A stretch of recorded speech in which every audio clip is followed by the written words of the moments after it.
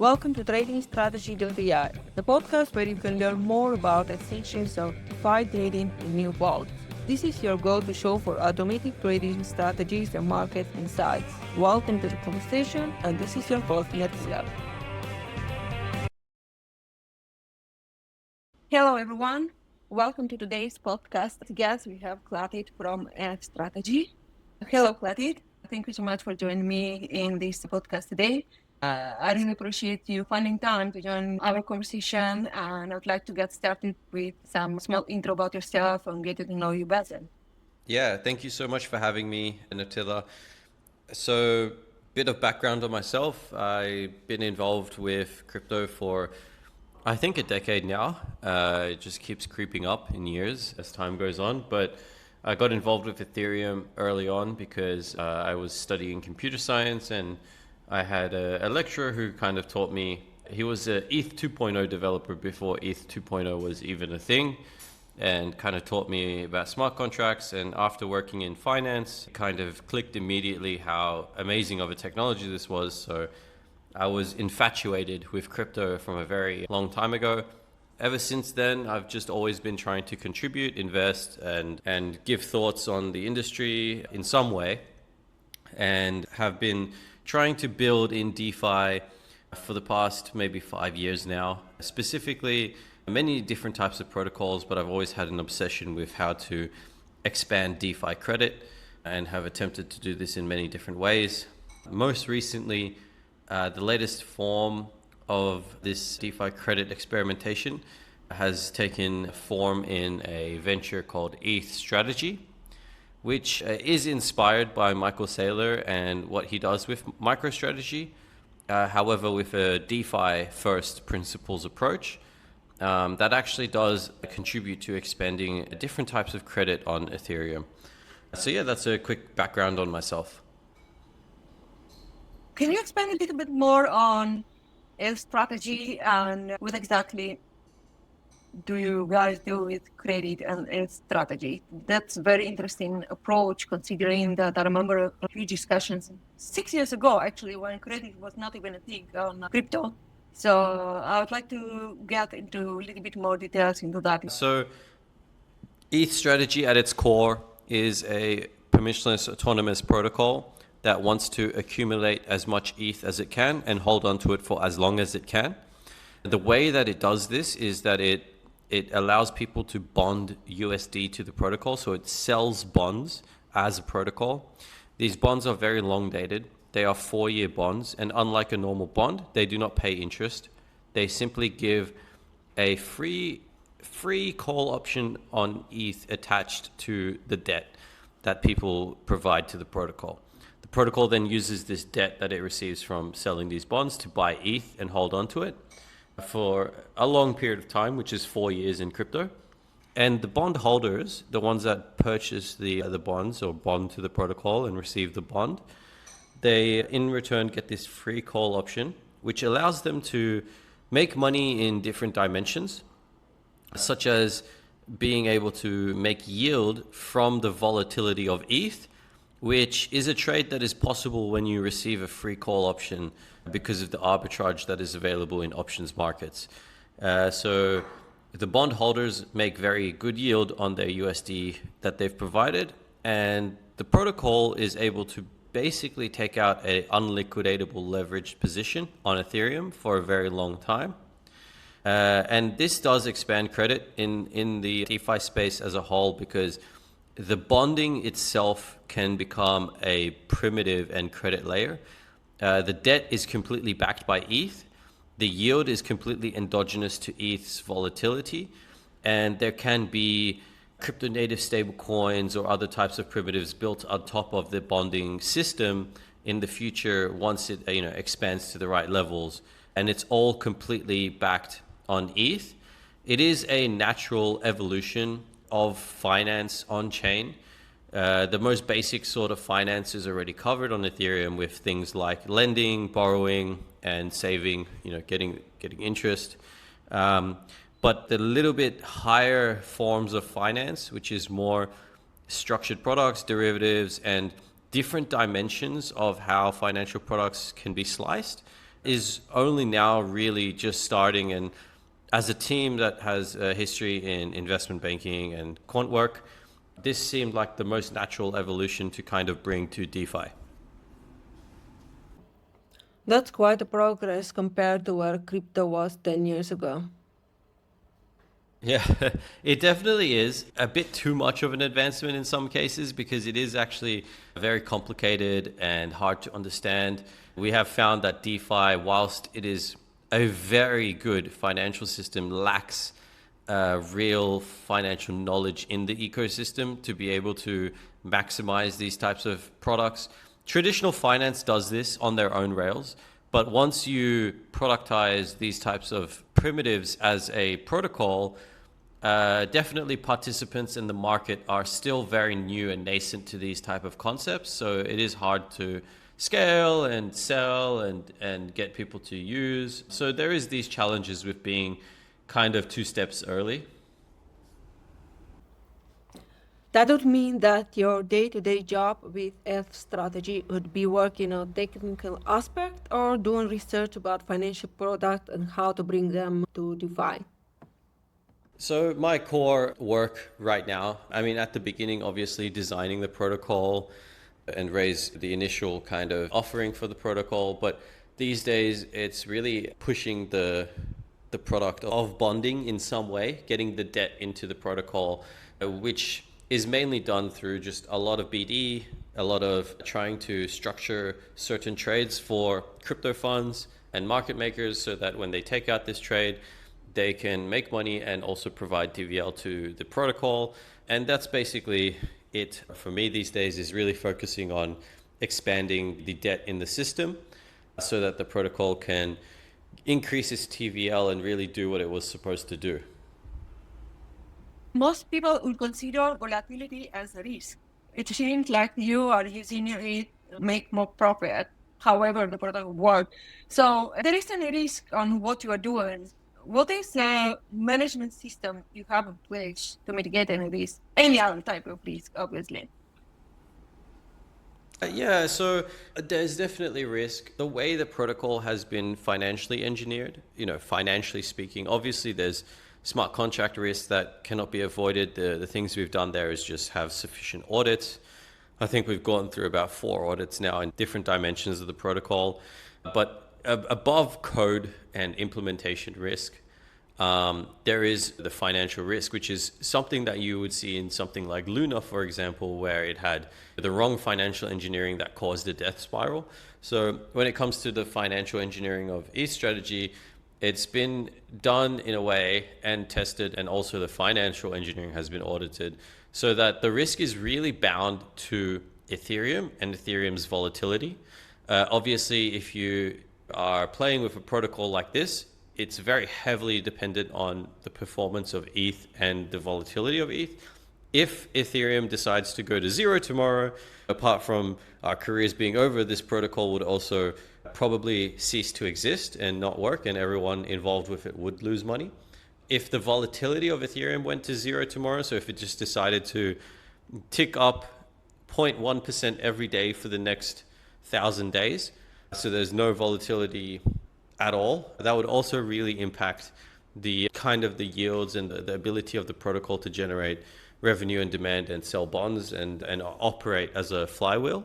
So there is these dependencies financially, but in terms of these risks, we just rely on good engineering on both the implementation and the financials, good auditing on those, and testing them out in various different scenarios, running 1,000, 5,000 different ETH charts through the system to test different conditions and edge cases, and just the usual finance work, I guess, for building a complex financial primitive like this.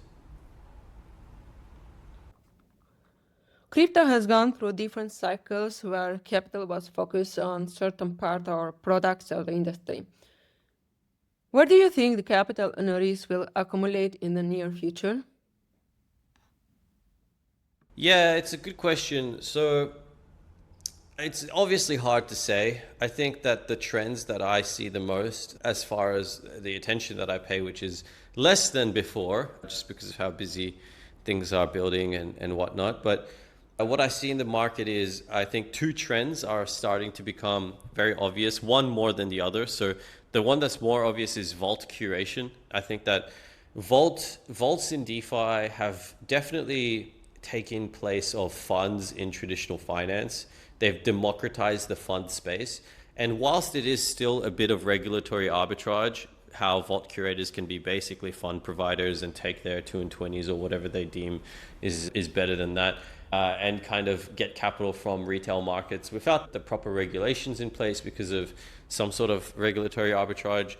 I still think that there's like steps needed to perfect this model, obviously for accountability and all of this, because we've already seen vault curators basically mess up and have serious problems. But ultimately, the trend is the trend. I think vaults will kind of dictate a lot of where capital is allocated, how it's allocated, because they will be the first step for capital going into DeFi.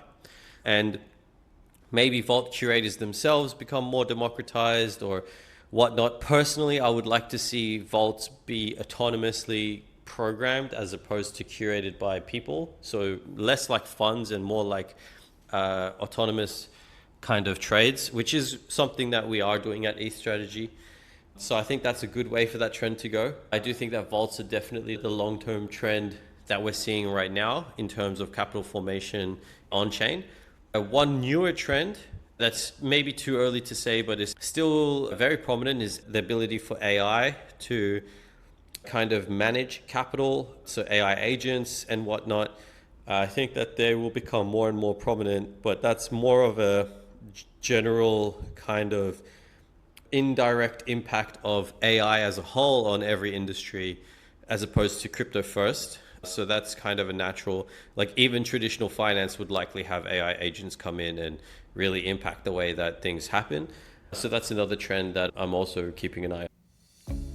Before we get back to the episode, if you are interested in getting access to over 25,000 DeFi Vault datasets, including performance and risk metrics, visit our website tradingstrategy.ai for free data and professional subscriptions.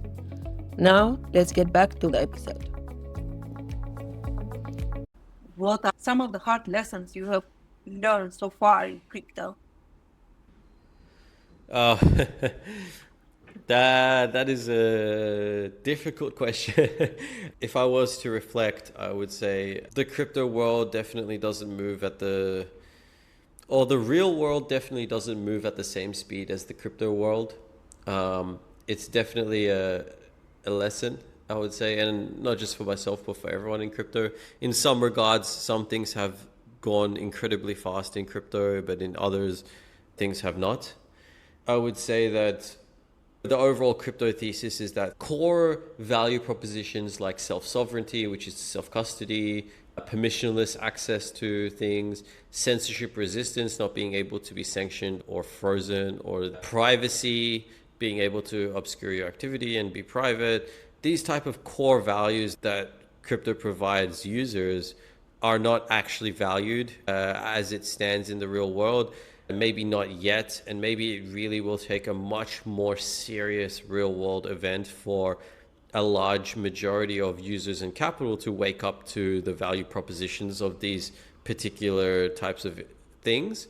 But I do think the world is converging on this because we're slowly heading into a much more capital controlled world, CBDCs, the way that there's a loss of privacy, especially in places like the EU or in other areas in the world. Maybe war involved countries are sanctioned extremely heavily, internet is cut. So these types of themes are becoming more and more prevalent, and I do think that one day there will be a spark that basically a large portion of a group of individuals suddenly pivots to crypto because they have to, not because they want to. That's probably something that's going to take longer than I initially expected, at least. But we will see. So that's probably like an overall macro lesson that I've encountered being in the crypto industry. That's very interesting. At least we know some people have not lost their cyberpunk spirit. Yeah, I mean, the way I see it is, and I usually make this argument, crypto can go two ways. It can either become a more efficient TradFi, so it can have a better way of doing KYC, it can have a better way of censoring and freezing people, it can have a better way of sending and be more efficient in every single way that TradFi is, or it can be a completely evolutionary system to TradFi. And that's really what I think that it should be. And if it's not an evolution, it's just we really fumbled the bag on crypto as a whole. I think that it should be a completely different way of operating, where you don't have to rely on anyone, you don't have to trust anyone, you don't have to give up your private data, and really gives power back to people as opposed to takes power from them. That's the real core issue here. And I think that we are, with RWA, stablecoins, all of these things, we are seeing it become more of an efficient TradFi, which was inevitable, but I would just like the other side to also kind of have the same type of progress, which is the side of privacy, the side of fully permissionless protocols, the side of censorship resistant things like crypto stables like Liquidity or any future crypto stables that come out. Just having the right balance is very important. A good analysis to this is basically like, it is important for the citizens of America to be able to have weapons and guns, because the balance between the power of the people and the power of the military is what really keeps the democracy kind of like in check, as opposed to when citizens of a country don't have weapons, they can have like certain things imposed on them. So I think like the cypherpunk version of crypto needs to be in balance with the whole traditional financial rails side of crypto. They have to be synergistic with each other. I don't see one moving forward without the other. What do you think about current market efficiencies? So I have a weird thought on current market efficiencies. I think that obviously there is significant inefficiencies in crypto, which is why there's so much money that can be arbitraged and made. But on the other hand, I think that DeFi is, and not only has the ability to be, but is the most efficient system ever. So even TradFi is full of inefficiencies. That's why you have actors that are market makers or investment funds or hedge funds that make so much money exploiting these inefficiencies. I think that DeFi could eliminate all of that, like even as simple as never needing market makers. If we just keep researching and tightening up the AMMs and hedging the volatility or the impermanent loss on those things, and it could become an extremely efficient system. So I think DeFi has the potential of being extremely financially efficient, closing a lot of the arbs. But I do think that it is extremely inefficient at this stage. There's a lot of inefficiencies that can get closed up. But I really think the inefficiencies don't come from the way that things are built. They just come from the fact that a lot of the operators on chain are just still not very sophisticated financial operators. You have like a bunch of sharks on chain that are taking all the money from the fish that are just playing around trying to bet on stuff. So I think that's really the people that are on chain is the reason why there's inefficiency. That said, I think that DeFi also does something else interesting. So this is some financial philosophy that I've learned after working in it for so long. I think that DeFi uses market inefficiencies to its advantage in its engineering, as opposed to traditional finance that usually the quant work and the work needed to make structured trades or whatnot is to get rid of all the arbitrage and kind of make it an efficient type of market. In DeFi, a lot of the way that protocols can actually become autonomous and be built from first DeFi principles is to leave market inefficiencies so that the actors on the market can close these inefficiencies to then have the protocols kind of do what they want it to do. So a lot of the game theory in building DeFi, in my opinion, well, this is how I've built in DeFi so far, has been to actually give the market inefficiencies so that when the market comes in to close those inefficiencies, it results in some action being performed in DeFi, which is the real kind of like product. So I think that is very heavily underexplored or utilized in DeFi, and I think is a big feature, not a bug of DeFi. Definitely. Clouted, thank you so much for sharing with us, but today, all your insight about market and your current ventures. I hope you enjoyed this conversation as I did. Yeah, no, thank you so much for having me. That was a very good conversation. I love talking about these things, and I wish you all the best.